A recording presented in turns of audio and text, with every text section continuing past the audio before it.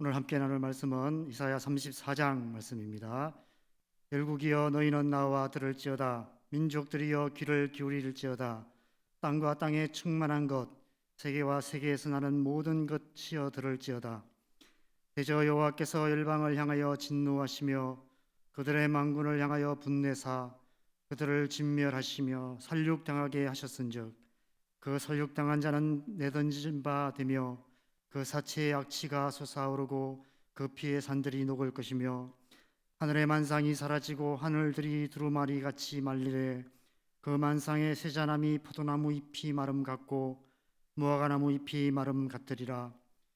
여호와의 칼이 하늘에서 족하게 마셨은즉 보라, 이것이 에돔 위에 내리며 진멸하기로 한 백성 위에 내려 그를 심판할 것이라.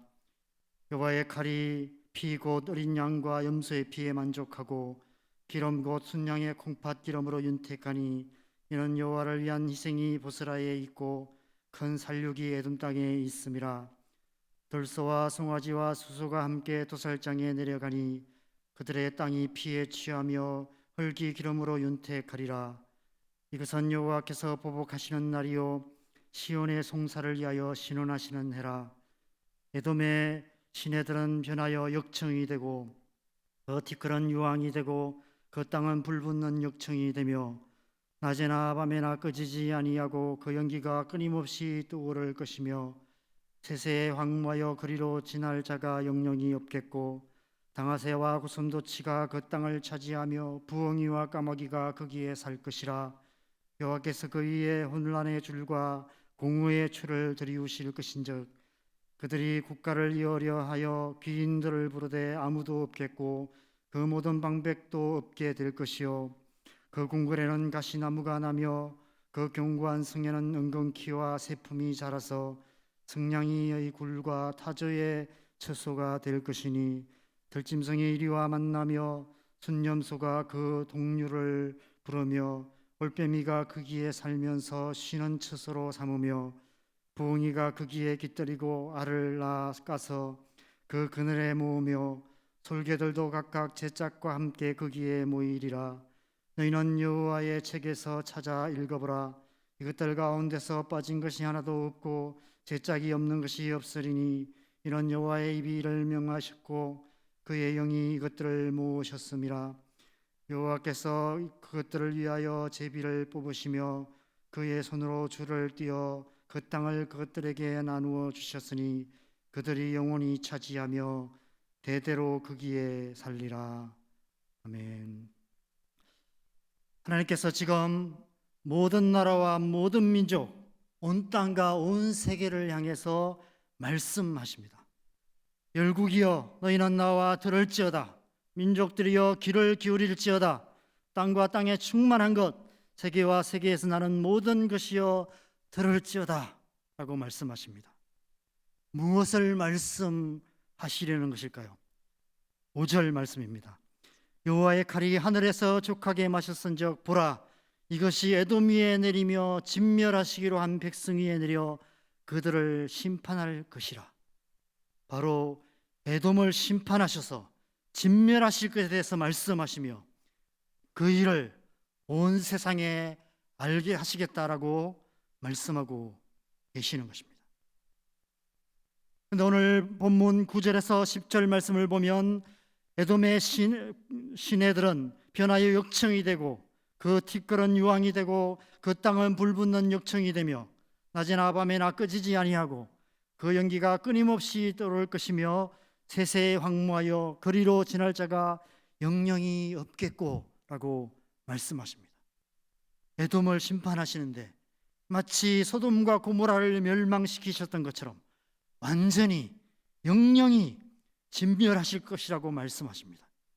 그래서 그 땅을 11절에서 15절에 기록된 온갖 들짐승들에게 보금자리로 주게 될 것이다. 다시는 그 나라가 다시 서지 못하게 될 것이다. 그렇게 말씀하고 계십니다.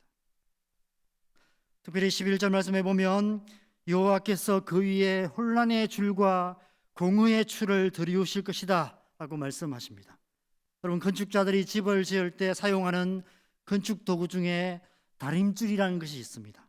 줄에다가 추를 매달아서 수직으로 드리워서 그 줄을 따라서 벽돌을 쌓아갑니다.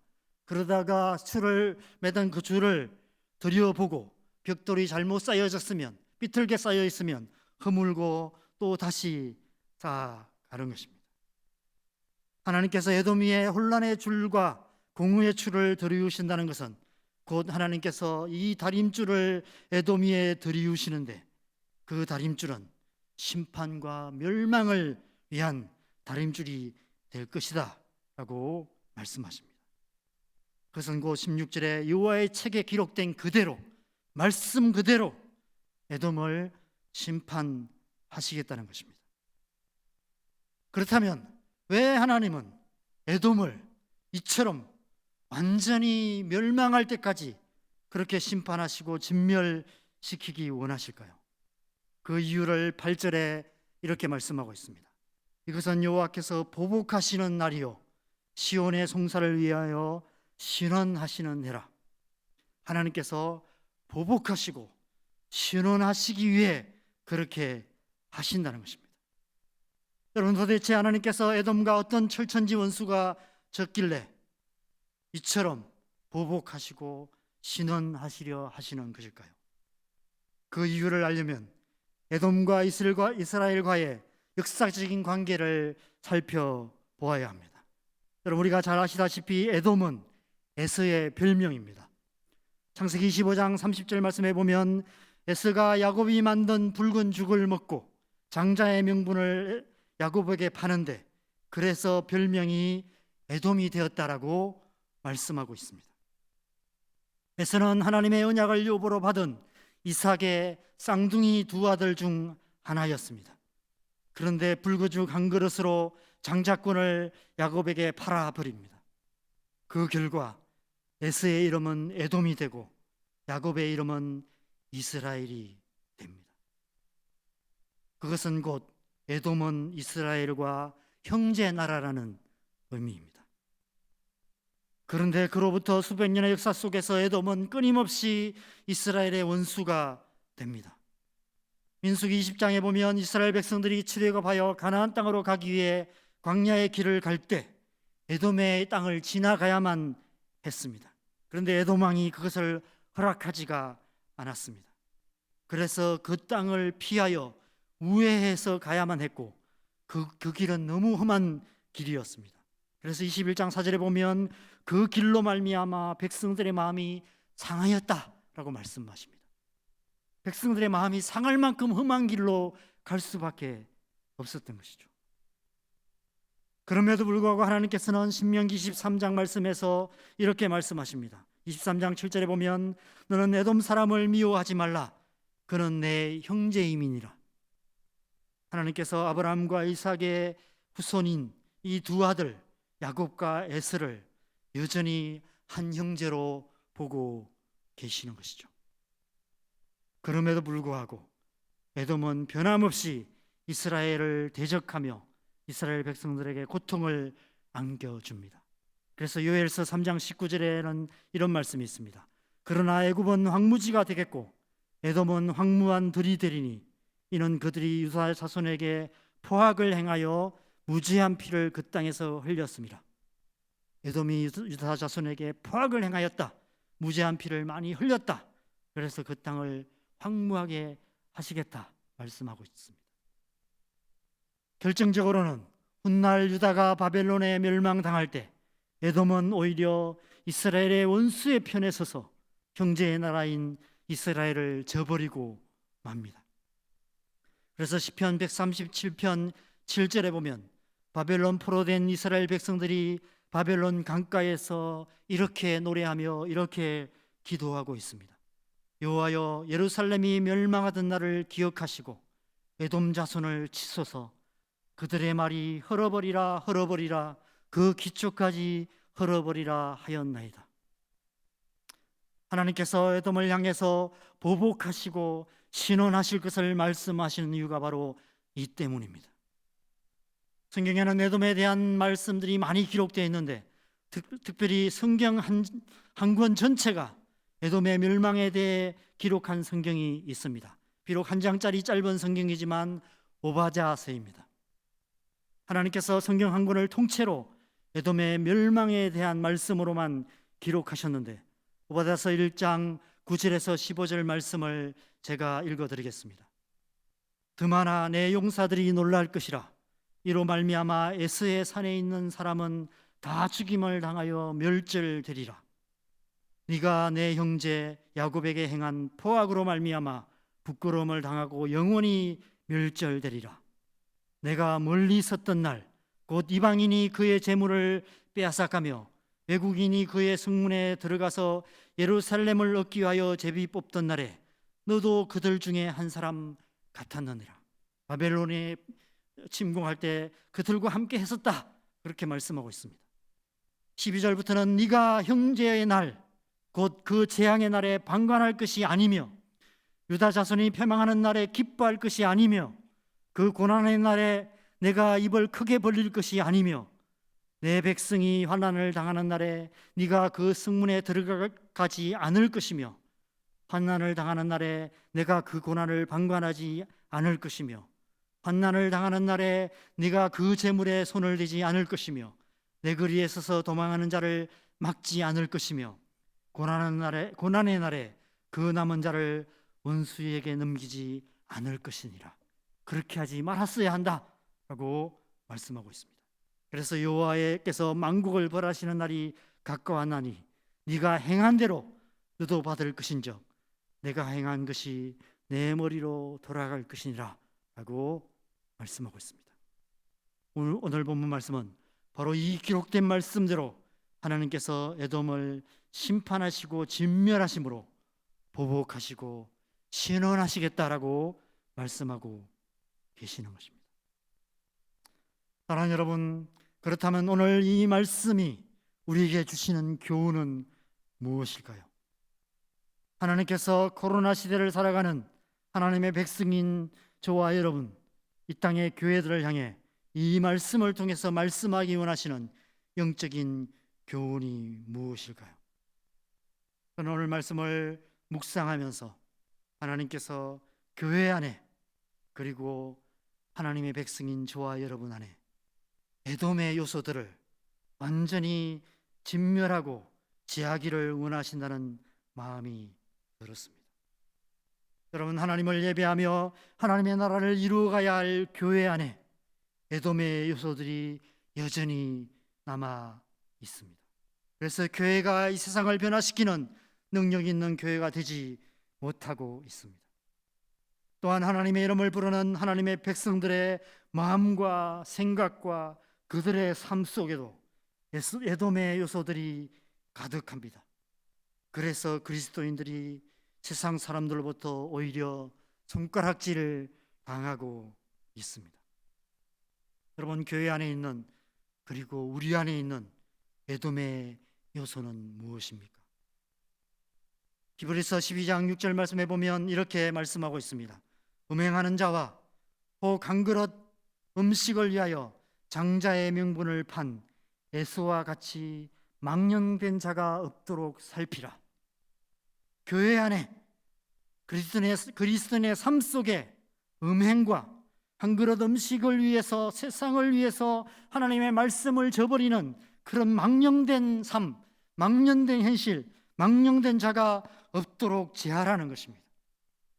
교회 안에 있는 우리의 삶 속에 있는 에돔의 요소들을 제하라고 말씀하고 계십니다.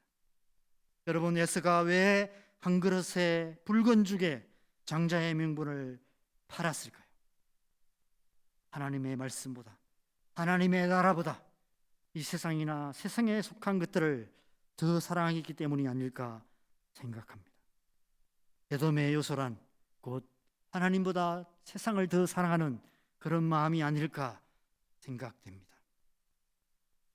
로마서 8장 말씀에는 그것을 육신을 따르는 것이다, 육신의 생각이다, 이렇게 말씀하고 있습니다. 로마서 8장 5절에서 8절 말씀을 제가 읽어드리겠습니다. 육신을 따르는 자는 육신의 일을, 영을 따르는 자는 영의 일을 생각하나니 육신의 생각은 사망이요 영의 생각은 생명과 평안이니라. 육신의 생각은 하나님과 원수가 되나니 이는 하나님의 법에 굴복하지 아니할 뿐 아니라 할 수도 없음이라.